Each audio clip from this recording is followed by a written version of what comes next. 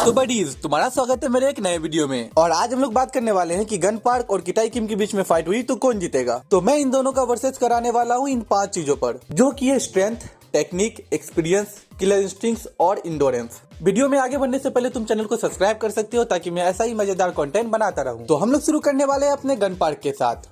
तो gun park है अपना शिंगेन यामाजाकी का बेटा और the head of the Yamazaki clan, जिसका जन्म ही हुआ था गैब्रियोन किंग को हराने के लिए।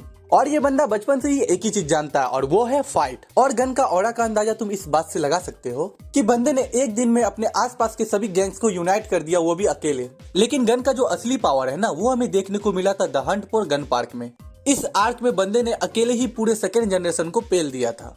इस आर्क में बंदे का ऑरा इतना था कि एक मौके में ही 10 बंदे को सुला दे रहा है। पूरे सेकंड जनरेशन को हराने के बाद बंदे ने गो किम को हराया, फिर बंदे ने यूआई डेनियल को हराया। उसके बाद भी बंदा जेम्स ली से भिड़ने को तैयार। वाह क्या सीन है। तो अपने काली आंखों वाले भाई साहब का रुतबा तुम्हें पता चल ही गया होगा। और एक बात मत भूलना कि इस बंदे के पास है ट्रू अल्ट्रा इंस्टिंक्ट्स। तो एक मॉन्स्टर के बारे तो बात हो गया, अब बात करते हैं दूसरे मॉन्स्टर के बारे, यानी अपने किटाई किम के बारे में। तो ये बंदा है the legend of pre generation, यानी अपने गैब्रियोन किंग का बेटा। तो सबसे इम्पोर्टेंट बात तो जेम्स ली के साथ मिलकर इसने अपने बाप को मारा था। भाई साहब, ये बंदों के साथ लड़ता नहीं है, ये बंदों को मारता है।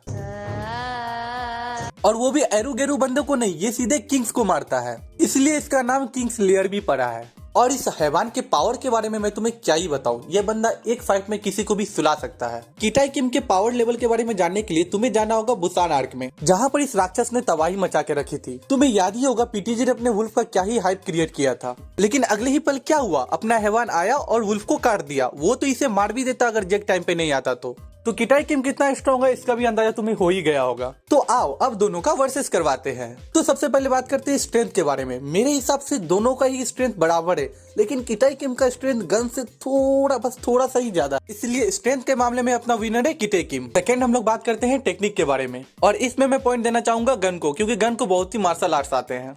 थर्ड हम लोग बात करने वाले हैं एक्सपीरियंस के बारे में, और इसमें भी मैं पॉइंट गन को ही देना चाहूंगा क्योंकि बंदा बचपन से ही फाइट करते हुए आ रहा है। फोर्थ हम लोग बात करने वाले हैं किलर इंस्टिंक्ट्स के बारे, यानी किसी को मारने की इच्छा के बारे में, और इसमें मैं पॉइंट देना चाहूंगा किटाई किम को, क्योंकि गन हमेशा मजे के लिए फाइट करता है, लेकिन ये दानव हमेशा किसी को मारने के लिए फाइट करता है। और फिफ्थ में हम लोग बात करने वाले इंडोरेंस के बारे में। तो देखो मेरे हिसाब से ना स्ट्रेंथ और इंडोरेंस मुझे दोनों का ही बराबर लगता है, लेकिन क्योंकि स्ट्रेंथ में हमने किटाई किम को आगे रखा था, इसलिए इंडोरेंस में हम गन को आगे रख रहे हैं। इसका एक रीजन और है ना कि हंट फॉर गन पार्क में हमने देखा था कि उतना डैमेज लेने के बाद भी गन अपने पैरों पे खड़ा था। तो मेरे हिसाब से गन का इंडोरेंस किटाई से थोड़ा ज्यादा है। तो इस तरीके से अपना गन पार्क का पॉइंट हुआ 3 और किटाई किम का हुआ 2।